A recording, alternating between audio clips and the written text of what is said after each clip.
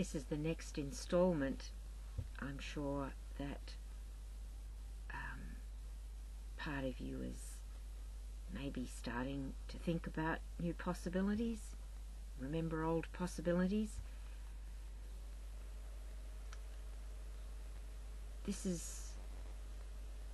Today is a bridge, discussing a bridge between spirituality and science. The great scientists like Einstein and Max Born and Max Planck and others, they knew that there was a greater being. They wrote about it in their early papers, but it was edited out because it was thought to be too radical, and some of them even wrote about Eastern spirituality. I can't remember who it was. Might have been Max Born wrote about Eastern spirituality, and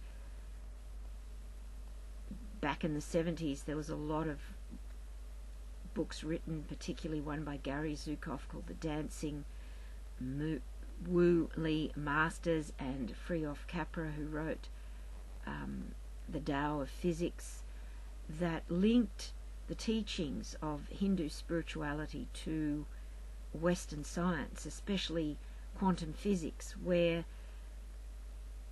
it's an energy world, it's a world where time travels backwards and forwards. The arrow of time is not just linear, where matter and energy are interchangeable, and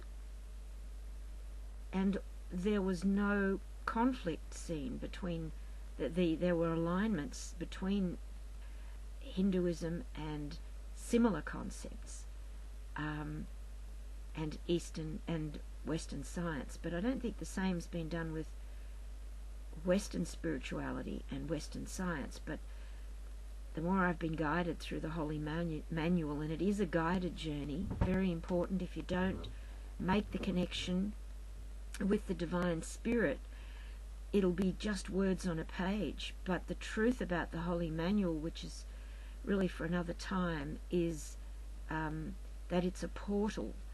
It is an entry point into another state of being, another dimension. And if you haven't got the divine guide of the Spirit, it says in Scripture, it's spiritually discerned. Our spiritual eyes and ears have to be opened. Otherwise we'll get into all kinds of intellectual and theological and philosophical discussions that just lead you nowhere, and often just lead to strife. They obscure the truth, and they just don't serve any particularly good purpose. But there's been not yet a real alignment and a recognition of how much of an alignment there is between Western science and Western spirituality or Christianity. Again, not Christianism, which is the doctrine and the dogma and the denominations and the fighting and the God's mine and not yours, and he loves me and not you, and if you don't follow our rules you won't go to heaven, and other garbage. And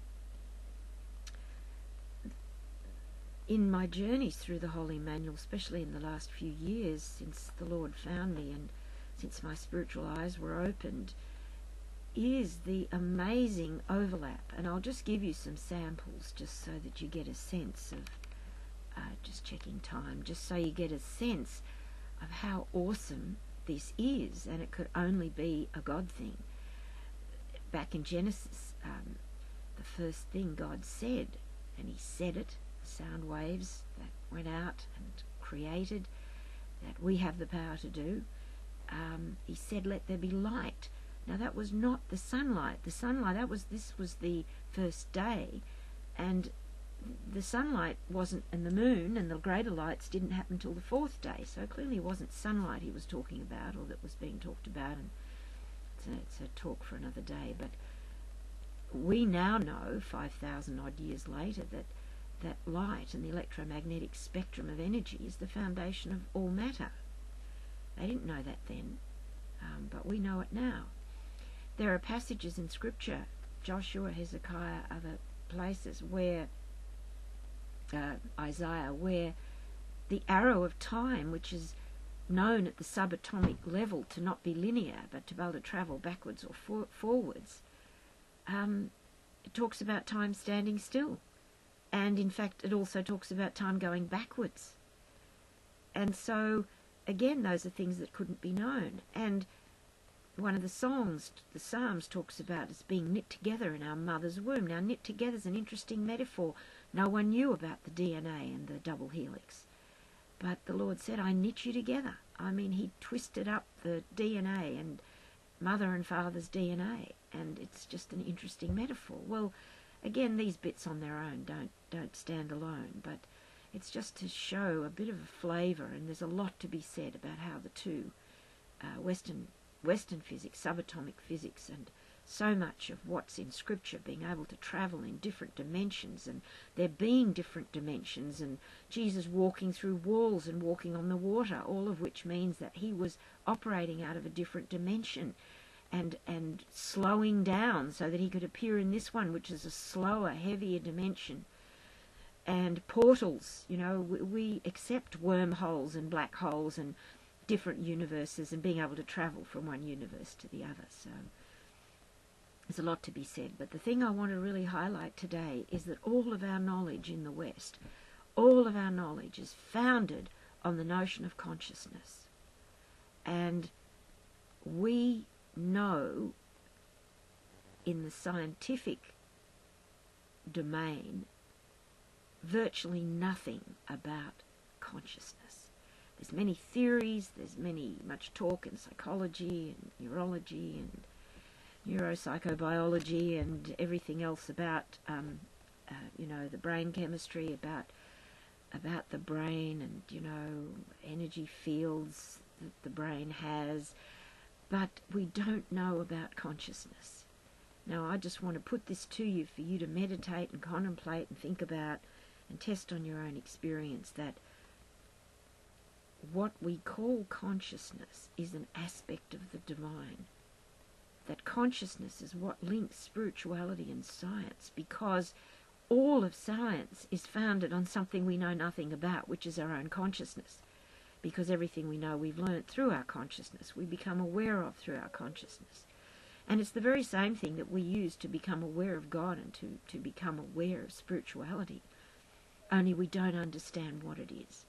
And it is removing consciousness from our ideas about the universe that gives us the mechanical Western scientific view that we are just little creatures in this great big universe, and that it's not alive, or it's not conscious, it's not intelligent.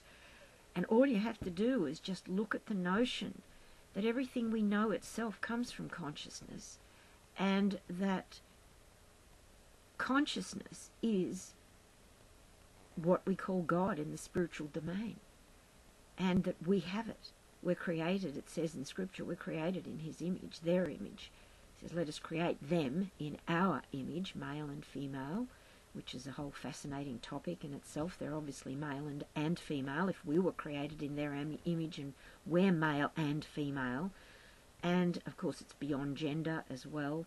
And all we need to bridge the gap between science, so-called, and spirituality, true spirituality, is the notion of consciousness and all that means, which we can only begin to discover, I think, through the spiritual domain, and which will then start to also make sense of the scientific domain. And every great scientist has talked about, and every great musician and artist as well, talks about how their inspirations come from that other domain.